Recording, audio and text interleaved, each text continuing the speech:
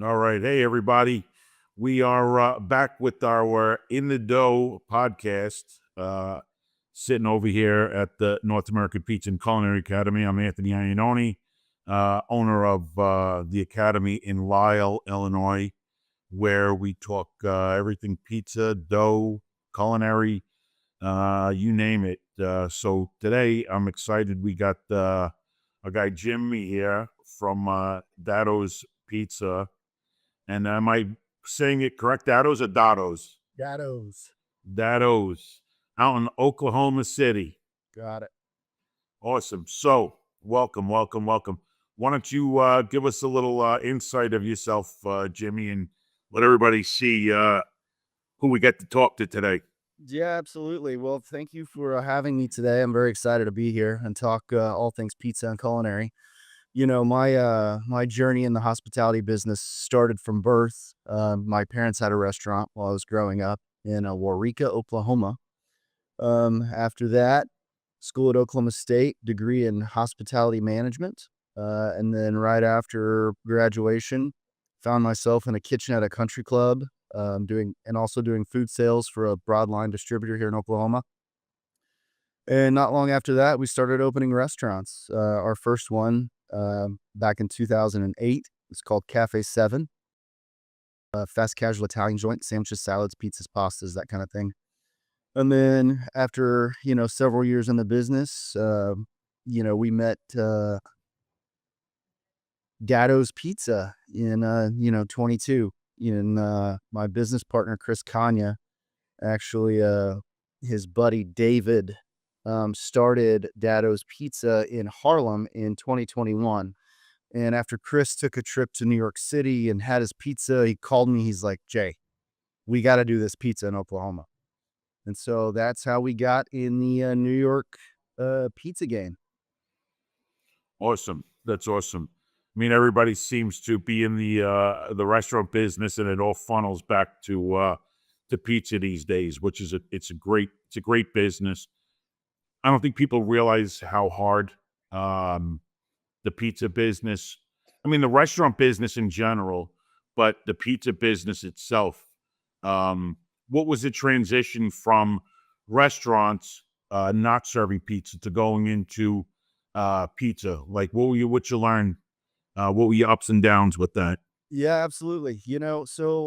Pizza's a tough game wherever you go. Everybody has their favorite pizza, and you can't convince anybody that their pizza is not the best pizza.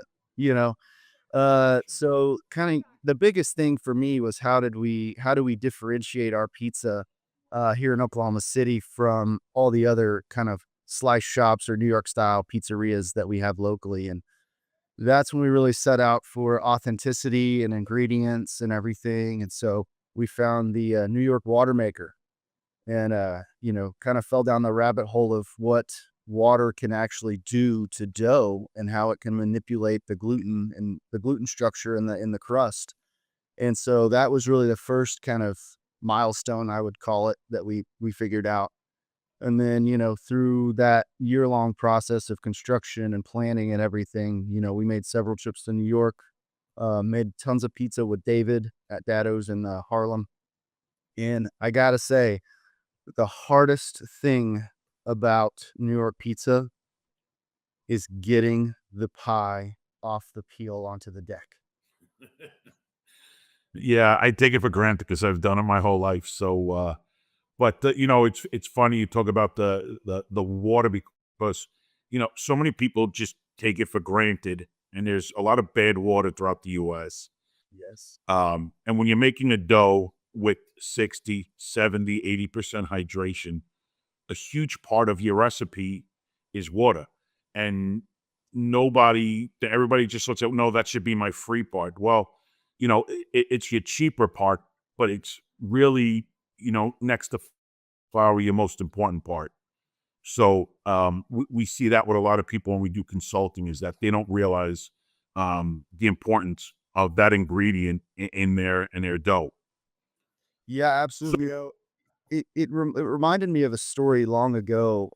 New Belgium Brewery out of Fort Collins, Colorado, opened a brewery on the East Coast in Asheville, North Carolina. And for the longest time, they couldn't figure out why the beer didn't taste the same. And they finally figured out. They did a water test, and it was the water. So it makes total sense. Yeah, it should anyway to most people, but try to cut corners. It's the wrong corner to cut.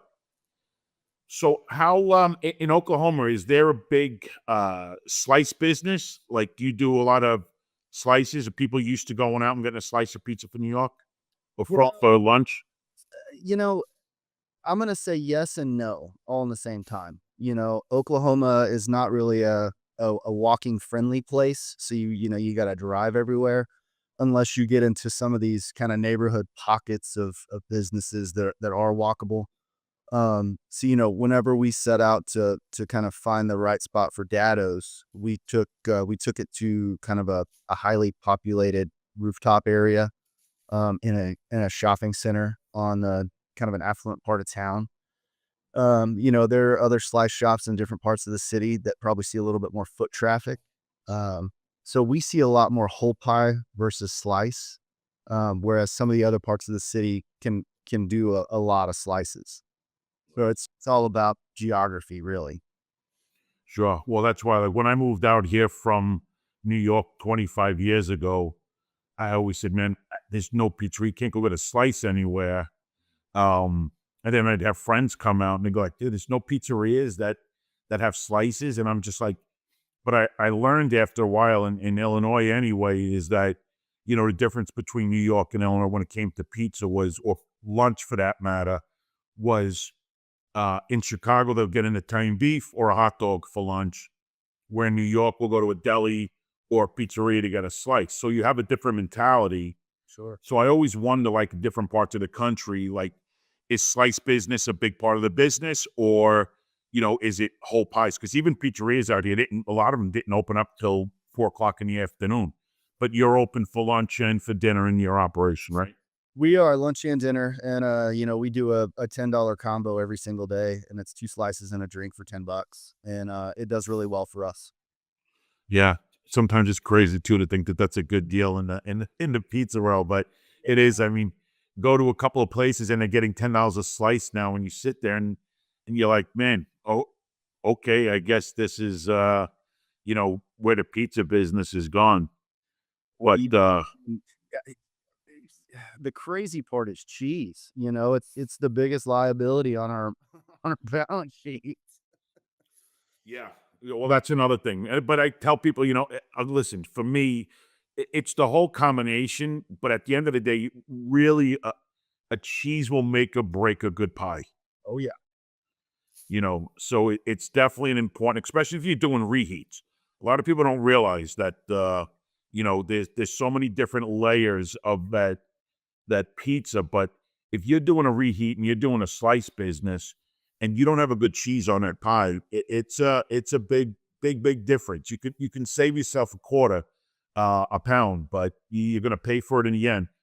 you know, Again, it's everything like we talk about here when we have people coming in, is one, consistency, and two, be premium. Don't try to compete with the cheap guy. Be who you are and put out a great pie and a great slice. Absolutely, charge appropriately and use the best quality ingredients you can. That's why, we use grande cheese. We use Stanislaus tomatoes. It's they're not the cheapest by any means, but they make the best product in our opinion. Yeah, and it goes a long way. So you're looking to open up more units? You know, I'm trying to wrap my brain around how all this pizzeria stuff works still. We've got a great crew that's been taking care of business. I kind of would like to see how we could tweak the current model that we have to maybe build a bar or something else for a little more dine-in seating.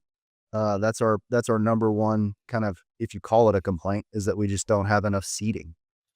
People want to come in and eat and hang out and do whatever. But whenever we designed this, it was basically the same footprint as the shop in Harlem, square footage wise, and so we did it exactly like that. Uh, you know, Well, these days it seems like a damned if you do and damned if you don't. There are so many places out here, like all different styles and types of food, but you go into an operation and they have 150 seats and half the dining room's empty, but the takeout business is tremendous.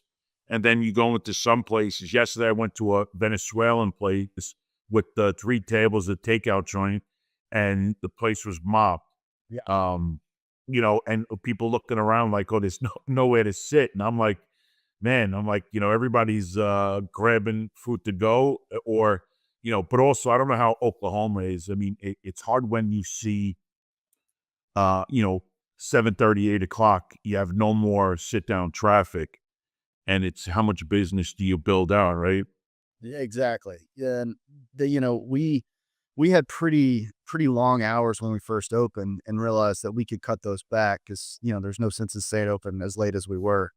Um, and the other thing that we learned was while I thought we were going to be kind of slice heavy and everybody, if somebody's going to come in, they're going to stand at the counter, they're going to get their slice, they're going to go. It's really turned out to be everybody wants whole pies between 6 and 7. Yeah, I mean that's the difference I see. There's definitely New York is New York. I mean, it's built its own little animal, and you go there and you're like, I want this, but because you've seen it. But there's a lot of your customers that never saw that and don't don't understand that end of the business on how life goes. So you adjust. But I mean, I looked on your website. Your pies look beautiful. I thank you. I'm definitely excited to get out to Oklahoma, check out the joint, and see what you got going out in Oklahoma. Yeah, But yeah, it's definitely. And if you're ever in the Illinois area, come visit us at the academy. absolutely. We actually this week got a 3-day American style pizza class going on starting tomorrow. So we'll show all styles of American pizza, given given some operators. We got one guy coming in who actually is out of Iowa, wants to open up a slice shop. So, but I think even in Iowa, it's going to be another, you know, whole pie heavy business for him. So, but what else? What else is the pizza business growing tremendously out in Oklahoma? I mean, you see more. Are you starting to see the independents taking away business from the national chains? So Oklahoma City has always kind of had this keep it local mentality since I've been on the scene. There have been several people that have kind of pushed this on, this what do you call it? This movement, if you will, to save local places. So it's Eat Local Oklahoma, and there's lots of branding around it, which we're very, very fortunate to have, very thankful for. Um, you know, there is a Papa John's in the same shopping center as us. And you can kinda I mean, you can see their business, you can see our business, and I feel like we're probably pretty close in sales to what they're doing. So I mean that makes me feel really good to know that we're competing against a national chain that, banks on volume and, the product that they do. Um And also in the area, we have a lot of local places. So it's nice to kind of see how they kind of work together, if that makes sense at all. Sure. Um, so I think our pizza business has definitely grown in the last year. We've seen a lot more traffic inside as well as a lot more takeout. We've updated our website to be a little more user friendly as far as online ordering goes, and that's helped a lot. Really leveraging technology to kind of help us succeed has been the biggest part, I think. Right. All right. Well, I'm hoping to see you guys open up more. I mean, listen, for me, when I was out here, Chicago has its base of, pizza style, and everybody's very defensive. I've learned over the years of their Chicago style. And, I enjoy a good tavern style pizza, Sure. but I think the more you put a true New York style slice to someone's mouth and they get to taste it and they realize how much different it is than a lot of other American style pizza. Everybody becomes diehards um, for it. Yeah, absolutely. And the thing about our New York pizza, you can definitely tell the people that have been in New York or the people that know good pizza, because when they come in and they take a bite and as soon as you get that first bite, that texture in your mouth, the no flop, they're like, this is what it's supposed to be. And so it's really cool to see that. Yeah, it's definitely people come in now, and I mean, listen, we eat a lot of pizza here. We make a lot of different pizza here, but um, still, at the end of the day, for me, it's a New York slice. There's just something about the way it hits is great, and also, they don't realize the importance of all the ingredients that go into it. Um, don't realize the water that if it's not the right makeup, you're not going to get a right thing. I mean, when I put the New York water maker into the academy using, even though Chicago's water is good, for me was a big baker that started using it. And when I talked to him, and I was like, listen, is this thing, for real? And he was like, Anthony, it changed my dough. He's like, I thought I had great bread, and then I hooked the system up, and all of a sudden my bread was just that much better. And that's what got me to put into the academy. And that's what really got me to let's growing up in Queens, and, turning up on the water when I go back home still, um, opening up the faucet and getting a glass of water out of the faucet and drinking it, where you can't really do that in anywhere else in the country. Um, you take it for granted. And then, out here was all right, the importance of everything from yeast to the flour you're using, um, the oils or whatever it may be. Um, but then the water, like we said, is the biggest part of your dough outside of your flour. So if it's not a good water, it's not going to be it's not going to be a good product. It's like using a cheap wine to make a demi-glace. Cheap wine, you're gonna have a cheap taste. Absolutely. One of the funniest things that we found from the water maker, we hooked it up to our iced tea machine. Makes incredible iced tea. You know what? Which I'm so glad you said it, because it was my next conversation was I went and did consulting for an operator down in Tampa, right? We all know water in Florida is horrible. And he had the water, and okay, we were making 50 pounds of dough a day for his. It was a country club, so it was not pizza wasn't his number one thing, but he wanted to make a better pie. But then during the day, I got iced tea from his fresh brew, and it was horrible. And I just looked at him and I says, "Why are you not running this system into your soda fountain and your iced tea machine?" And he just looked at me like dumbfounded, and I was like, "You got 3 outlets, like, utilize the water. It's a better it's a better taste." And so I'm so glad that you are using that system for not just bread and dough making, um, but for other parts of your business. And again, drinks are who gets a, slice or, a pie without getting something to drink with it. So good on you. I'm glad you're utilizing your clean water for everything in there. But that's awesome. All right. Well, Jim, before we go, why don't you give us another the name of your company, where you're located, and where everybody can find you when they're traveling around the country. Yeah, absolutely. So we're located in Oklahoma City, at Hefner and May, northwest side of Oklahoma City. Visit us online at daddospizzaokc.com and check us out on Instagram, Daddo's Pizza OKC. Fantastic. All right. So whenever you guys get out to Oklahoma City, make sure you go to Daddo's, get a slice, give them a recommendation. This way, turn Oklahoma City into the next pizza city. Let's go. All right, great. Have a good one, and we'll talk to you soon. Thanks. Cheers. Ciao.